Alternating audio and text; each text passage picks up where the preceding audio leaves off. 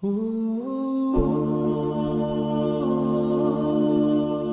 الله الرحمن الرحيم. الحمد لله والصلاة والسلام على رسول الله، أما بعد.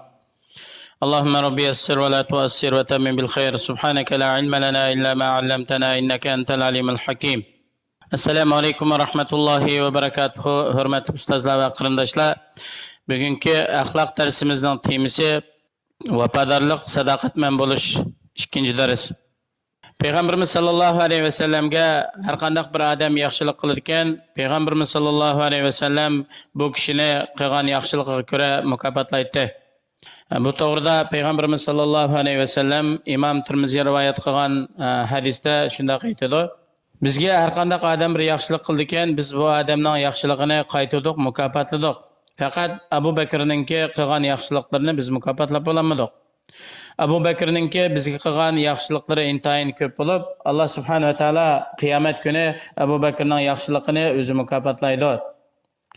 Payg'ambarimiz sallallohu alayhi vasallam sahobalari vafot bo'lib ketgandan keyin ularga bo'lgan do'stlikni saqlab qilib, ular to'g'risida shunday aytgan: La tasubbu ashabi, la tasubbu ashabi, fawallazi nafsi biyadihi, law anna ahadakum anfaqa mithla Uhudin dhahaban ma adraka mudda ahadihim wala nasifahu, rawahu Muslim.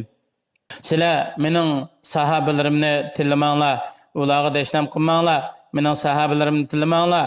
Mening jinim ilkida bo'lgan zot bilan qasamki, agar sizlarning biringlar Uhud tig'idek yoki Tianshan tig'idek bir oltinni nafiqa qilsa, u sahobalarningki birining bir uch yoki bir changal bir narsa sadaqa qilib topgan savobiga erishamaydi.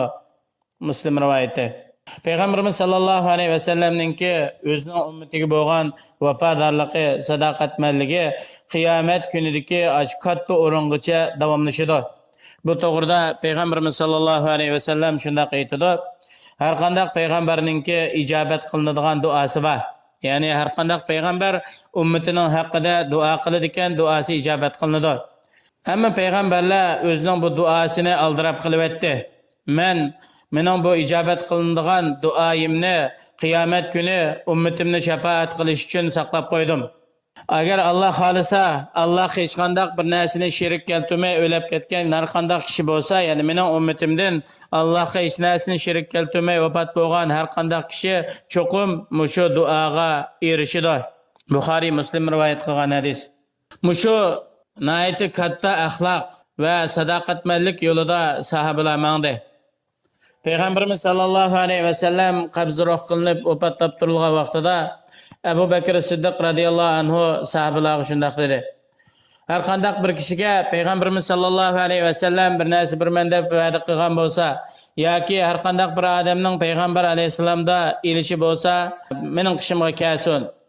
Shu vaqtida Jabir radhiyallohu anhu deydi: men o'rnimdan turib mundaq dedim: Payg'ambarimiz sallallohu alayhi vasallam menga agar bizga Bahrayndan mal kelgan vaqtida sana mundaq bir narsa biritdim deganda desam, Abu Bakr radhiyallohu anhu bir uch tillani ilib yoki dirhamni ilib menga berdi va buni sanag'in dedi.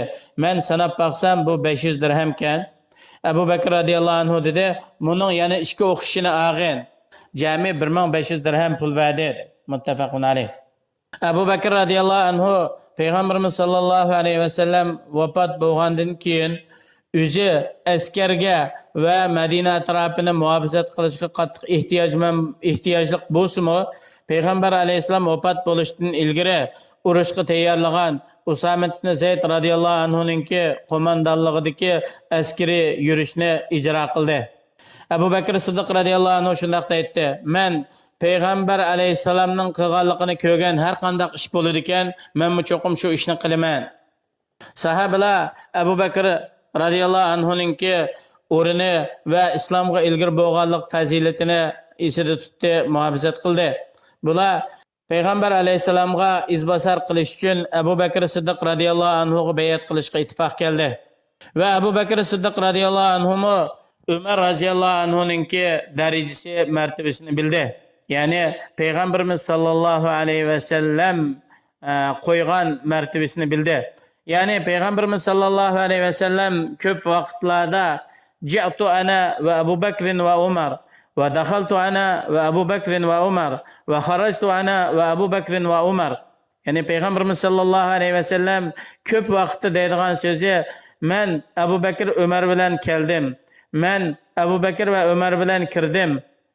Men Abu Bakr ve Ömer bilan chiqdim deb bu ikkilan bilan bir yerga boradigan, keladigan ishlari intayin ko'pdi. Şuna Abu Bakr radıyallahu anhu o'zidan keyin Ömer radıyallahu anhu'ningki xalifa bo'lishiga ahd qildi. Endi bu vafodor sadoqatmanlikning eng kattasi qaysi desa, ota-onaga vafodor bo'lish, ota-onaga sadoqatman bo'lish. Haqiqatan ota-ona farzandning rohati uchun nayt ko'p charchidi. Farzandning kechasi xotirjam uxlashi uchun kechalarni uyqusiz o'tkazdi. Farzandining yaxshi turmushda yashashi uchun nayt ko'p yerib charchab jafo chekdi. Ana nayt qiyinchilik, ojizlik bilan turug'liq bolani 9 oy qo'saqda ko'tardi.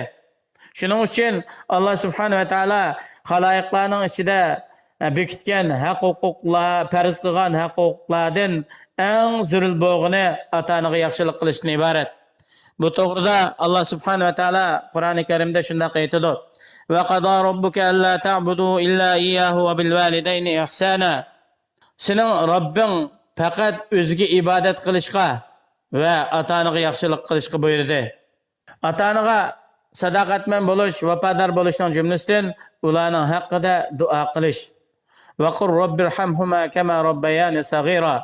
Robbim, ular meni kichik vaqtimda tarbiyalab, o'stirib, meni tarbiyalaganda menga ko'yinganga o'xshash ularga rahim shafqat qilslar.